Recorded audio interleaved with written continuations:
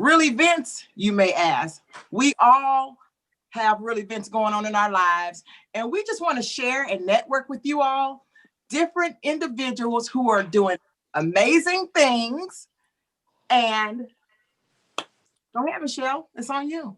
Okay, I am Michele. I'm the little sister, and I'm excited to bring with us today on our adventure, our journey.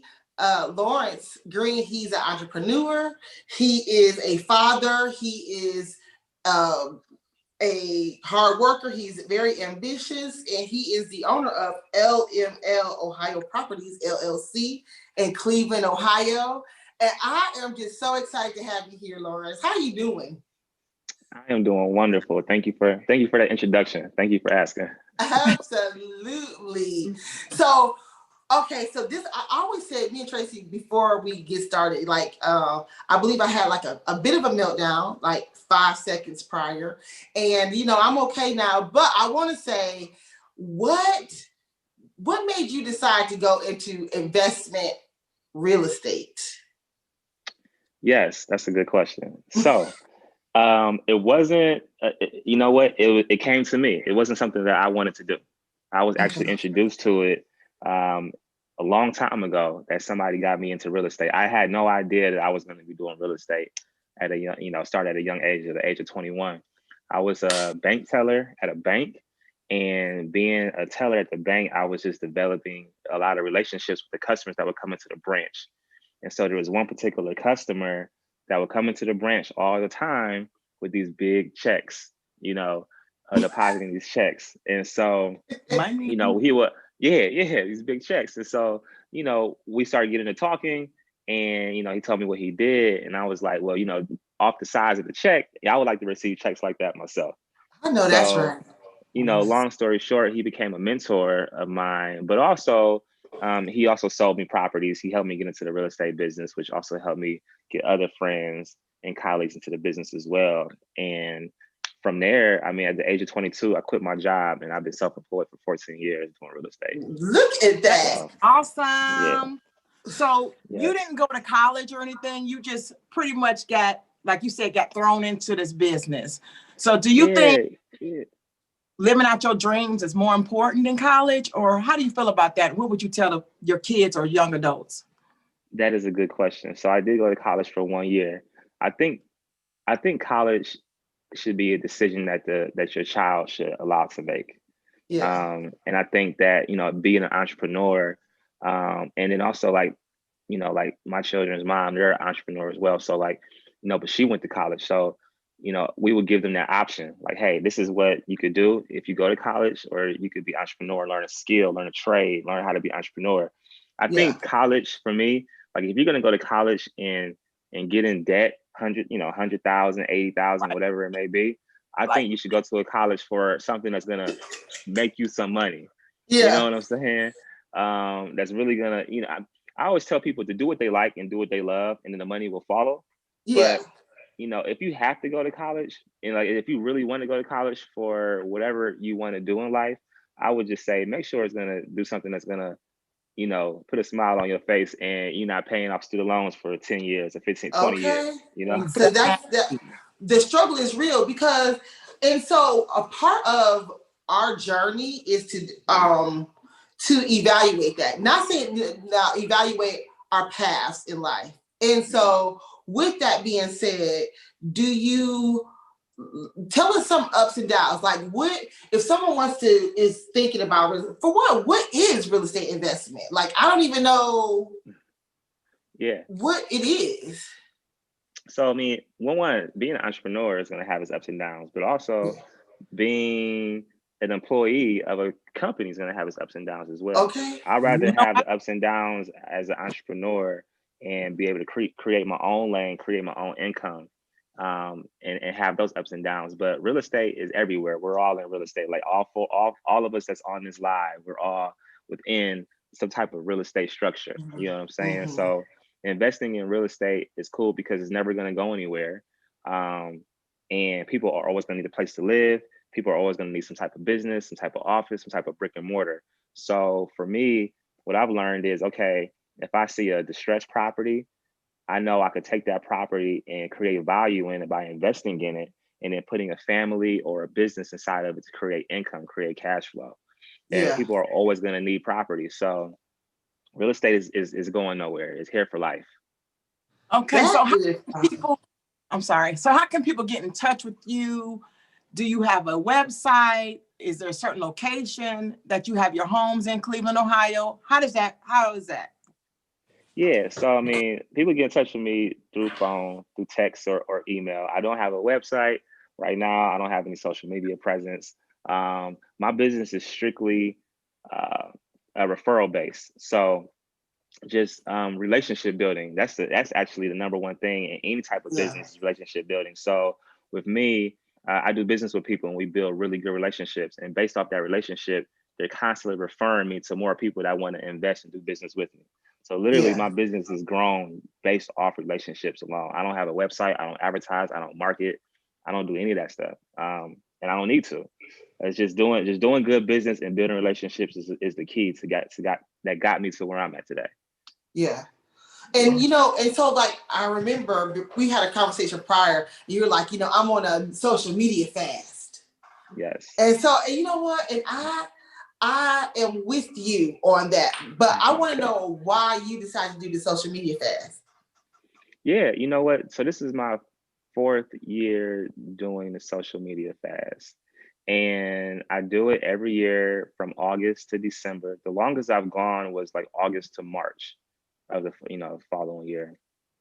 And basically I was in some relationship issues, and for me it was like, let me get off this social media to get my mind right and get focused. But then what I learned from that is once I was not doing this all day, scrolling all day, it helped me focus on my business. And so not having that distraction of being social media, not being on social media, I was able to take the time, that screen time that I would normally have on my phone scrolling, looking at nothing. I took that time and invested it into my business. And so now, instead of me scrolling on Instagram or Facebook or Twitter or whatever the social media platforms are for 5-6 hours a day, that's 5 or 6 hours I take and invest it into my business to get my business better. So for me, it's like, it's a no-brainer. And I love it. Like social media, I don't use social media to make any money. For me, it's more so like I use it to showcase my family, my lifestyle, fun things that I do with my children. Yeah. Other than that, I don't use it for business, but it's still a distraction because outside of me posting, I'm also scrolling. So the scrolling could be a distraction. People wake up in the morning, first thing they do is check their phone, check probably the weather, the time, whatever, and then they get on social media. I would get on social media before I get out the bed. Okay. And then I'm on social media at night while I'm in bed. I'm on social media while I'm in the car. I'm on social media when in the house with the kids. Like it was for me, it's like it's a lot. So my thing is I'm at a place where I know how to turn it off, and that's a good thing. Yeah, I understand. Healthy. Go ahead, Cheryl. No, I was saying it's healthy. Go ahead, girl. Go ahead. It is healthy. Now you have 3 beautiful children. So how do you manage that and manage your business life? And then what are you telling your kids as far as, well, I don't even know, but how do you just manage your family life, raising your children as a single parent? Yeah, so well, he's not a single parent. Well, no, you co-parent. You co-parent. Yeah, co-parent. As a co-parent. Yes. So, well, one that reminds me. So, like my business LML is named after my 3 children. So I have London, I have Madison, and I have Lawrence Jr. So 2 girls and a boy. So LML. And for me, it's actually very easy. I don't know why, but having children is simple. Whether I have them full-time, part-time, for me, it's like, I don't know. It's just, it's in me when I have my kids to be with them. I think it is a blessing being an entrepreneur because I have that structure and that time to do what I want when I want. So when it comes to being a father for my children, they could be with me. I take them to my meetings. I take them to events. We do fun stuff all day. When they're home, if they're home for a week or if one gets sick, I work from home, so it's kind of cool. And this is before the pandemic, you know what I'm saying? Yeah. Or plan, I like to call it pandemic. The pandemic. before the pandemic, I was able to, do what I want with the kids. So I don't know, it's just like being a father to me is like a blessing. So I don't take it for granted. No matter what the relationship is with the parent or the other parent, for me, I'm always gonna step up to the plate and do my job as a dad. So like I love my children, but I don't want any more children. But I love the children I have. Yeah. And they are, you know what? They were at the houses today. They're absolutely beautiful. I love. Yes. And so the pandemic, whatever we calling it today, people. I mean, how are you? What's keeping you solid? Grounded in all of the 2020 madness. You know what? I've been busy. It's been a blessing because I don't know what and why, but lucky for me, and a lot of people that's in the real estate field that do what I do, is like business has picked up more since everything has gone on. A lot of people, I think what happened was people realized that they need more security because people were losing their jobs or getting laid off or temporary layoff. And so a lot of investors who like to be an investor, any one of us could be an investor. Like I could work at Walmart as a cashier or a manager, and I could still be an investor, invest my 401k or whatever savings I have, I could invest and buy real estate. So due to the pandemic, whatever you want to call it, people started buying more real estate. They started buying more houses and buying rental property for security. And they're like, I want to get property and put people in here to pay me rent for cash flow. So, I mean, it's for me, it's worked out. It's kept me busy. Like 2020 has been an extremely busy year here in Cleveland, at least on the real estate side. I mean, it's been busy. Yeah, I'm sure. You know what? You said in Cleveland, and we just seen you. So, what is it? About 25 degrees? You know what? It's raining right now. It's a little cold. I have my heat on. Okay. Wow. It's well, you know what? It's 55 degrees right now. But this week is gonna get in the 70s, in the low 70s, but it's getting cold. But see, wait a minute, I turned my heat on already too, though. Really? Oh, you're gonna have to turn that off when I get over there tonight, because I can't deal with that.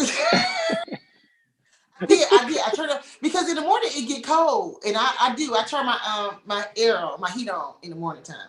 I did. My thermostat's on like 70, 71.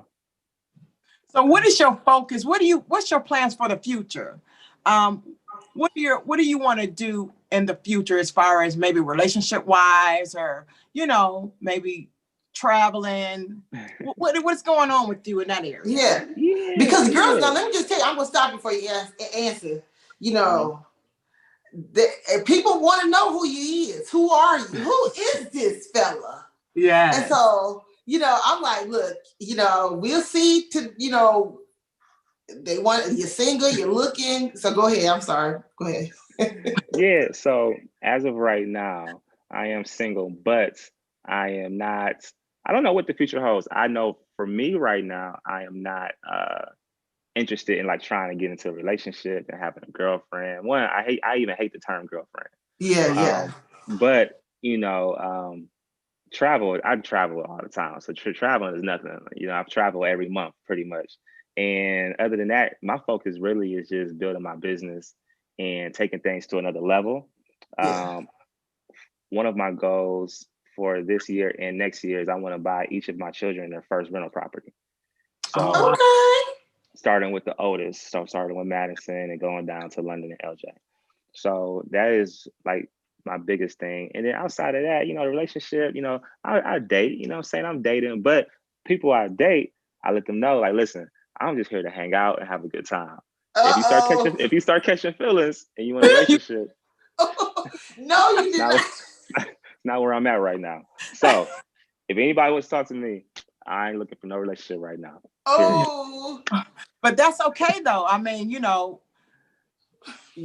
got choices and you can make those decisions. Yeah. Exactly. I'm focused. Yeah.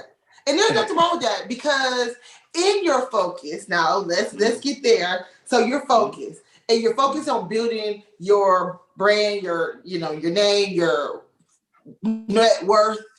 what about inside, spiritually? Oh, Where are you at with that? So I would say I'm at a really good place. Like I'm, physically, I work out every day. I do 2 miles. I try to do 2 miles a day, so I worked out today. Health wise, I'm back to being a vegetarian. I know I was just with y'all eating at Hattie B's the other week, but I told myself starting October 1st, which is only 4 days into the month, that I'm back vegetarian. I was a vegetarian for almost 2 years. And so for me, it's easy, but I'm back vegetarian. So the last 4 days, I haven't had any type of meat. And I'm going to stick with that for a while. So vegetarian, working out. Spiritually, I read my word every morning on the little app. I got the little Bible app. So I read the word of the day. But that, honestly, spiritually, that's as far as it go. I'm not really, since church has been closed, I know they do the thing online, but I ain't going to lie. Sunday mornings, I just like to I work out and just chill. I'm not looking at the service online on Sundays. But I tell you this though. I really do miss going to church on Sundays and Wednesdays. The online thing. Wait a minute. I'm sorry. Yeah. But it's not even about that. I'm not even talking about going to church. I'm talking about because I'm talking about are you, meditating, just trying to clear your brain, because a lot is going on. It's a mess out here, people. Yeah. And so my thing is this: it's such a situation where I just feel like if we don't realize that there's a lot going on, that we have to kind of get grounded in our not going to church necessarily, but our spirituality and who we are as. It's like you got self-care is so important. Like, just take care of yourself. Like you say, you work exactly in the morning. Exactly. That when you do stuff like that, you get more focused, to me, and have your spiritual grounding. You can be more focused. You have your spiritual grounding, and you feel better. You feel so better. I feel great. You look great. Thank you. You're tossing over there. You're glowing. For real, I can the whole, I don't know what you're sitting in front of or bye or whatever, but it's beautiful. I can see, and it is a physical journey as long as a spiritual journey. I do believe the two go hand in hand. See, sister, that's the truth. They go hand in hand. Yes, they do. Yeah. See? Yeah. I mean, my thing right now, I mean, this, I would say I would say I would lack a little bit spiritual just because I do miss service. That was going to Bible studies on Wednesdays was great. Going to church Sunday mornings was really great. And so I do miss that. That was a good thing. But I feel like I'm not going crazy over here. I'm healthy. No. I eat healthy. I work out. My business is good. My finances are great. I'm debt free. And so it's just my kids are healthy. They're well taken care of. I don't have any mental issues. I'm not thinking about doing anything crazy. I just stay in my lane, just try to provide for my family and just really just grind and work and then stay healthy and shape. So that's kind of where I'm at. Yeah, that is important. Those two things go hand in, because your body is your temple anyway. Yeah. You know what I'm saying? So it's so good to just take care of yourself. Yeah. Mm-hmm. That is huge, because I know my struggle is so real. And I just, I know I have to get to that location. But anyway, we ain't gonna talk about me and my weight though. Y'all look good. You look good. Thank you. But for real. So, but in saying that, but what would you tell your younger self? As we grow, because you're young. How old are you? I'm 36. Y'all see the gray hairs in my beard. I see, but that is 6. Okay. This come from my dad, right? Yeah, that's definitely that. That's all him. I'm blaming that on him. But you know what? I am thankful for this though. I'm thankful for this. Yeah. You got a whole head, because you got a whole full head. I don't got none. What happened? How did that work out? But what would you tell your younger self? Like, what are you like as you grow older and get older and mature? What would you tell, like, if you were your 18-year-old, you're 32, 36, whatever you said, and then you talk to your 18-year-old self, your 20-year-old self? That's a really good question. Nobody's never asked me that question before. Okay. So, the first thing I would tell myself would be to, um, what's a good thing? How you say it? I would say learn how to save more and not when it comes to like we all go through those stages where we just blow money just to blow money, and so I've definitely gone through that stage at a very young age where I blew a lot of money, unnecessary money that could have put me in position to be better off where I'm at now. Learn how to establish your credit and to keep credit. I would tell myself to to date and stick to only one woman. Okay. And if you fall in love, love on that woman, and don't step outside your marriage. It's really important. So I would tell my younger self that. And I would also tell my younger self to I love my children, but I would tell my younger self to wait to have kids. I would tell my younger self to get married, travel, establish a good foundation with your wife, do things together, and then later on down the line have children. Don't be old like Michele though, because she got little kids. You know what? And you know what? And that is a thing. You got on a good point right there. Because I have friends now that are like, they're my age, they're 36. They weren't married, but they had kids when they were 20, and 19. And they probably went through those struggles in their earlier years. But now their kids is grown and they still, and to me, they still young. They got grown kids, they can do what they want. Yeah. And so one thing is like, and then on the other hand, it's like, you can have all that fun time and then have kids, mid-30s. But then it's like you got brand new baby, 40 years old with a 3-year-old. It's like that's tough. That's tough. Yeah, because I get this a lot. I was a statistic, whatever how you pronounce that word. I had mine way young, and I was married, but they grown, and honey, oh, it feels so good. I bet. Well, but see, I mean, okay. but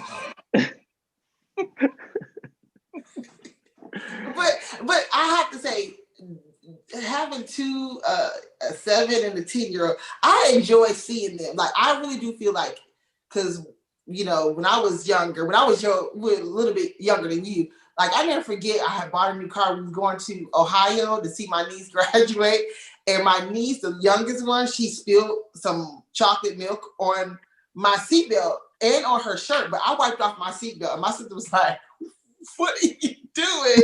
Why would you just wipe off your seatbelt and not wipe off her shirt?" I was just like, "Why wipe? That's your job, But I mean, I wasn't mentally, like, I was so self-absorbed, But now I feel like I can enjoy their upbringing a little bit. Now my car looks like Tracey's car, like he used to look back in the day.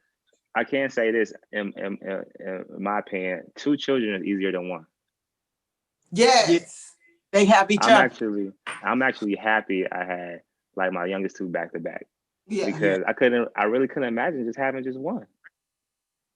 Like the one, they need all your time, all your attention. And your attention. I have a friend now, my good friend Danielle. She has a daughter, and she it was funny. We were like, this is like when the whole thing first started with the whole pandemic, and everybody's at home with their kids. Parents is going crazy, drinking wine, a glass of wine every night, pulling their hair out. And she's like, and and this is, I have my social media. So on my social media, my kids and I, we having a good time, and they get to run around the house and they're playing. And she calls me, was like, "I don't understand how you do it." She was like, "This is so stressful. I only got the 1, and you got more than 1." And I'm like, because 2 is easier than 1. The 2, they entertain each other all day long. Yeah. So she's like, "I'm tired of playing with my daughter all day and going outside." She said she was tired of it. I'm like, yeah, my kids don't pull on me like that. because they have each other to pull on. Yeah. So and it's so much easier better. Yes, I so agree, because my husband at the time and we would look, and Jaleel would be trying to pull us down and play on the mat and all. Like, I'm like, we was like, he need a friend. And so I tell the oldest one all the time, I said, you asked for him. I said, Merry Christmas, Happy New Year, Happy Birthday. Right. There you go. You got He your all brother. yours, bro. Yeah. So yeah, so we just wanted to know. So wait, I have a question for you. So when it came to your real estate investment, we're gonna kind of switch back to that real quick. Did you have to have like money down? Like, how do you even begin to start that process? No. So when I started, this was once again 15 years ago when I bought my first house. And back then I was 21. So I was living at home. I had no debt. I had for me, it was a good job. And so I obtained mortgages for the properties I had bought. So I didn't have to have money down. But and they were 30-year mortgages. Now, it hasn't been 30 years. I don't own any of those houses anymore because I did file bankruptcy and lost them all once the economy crashed.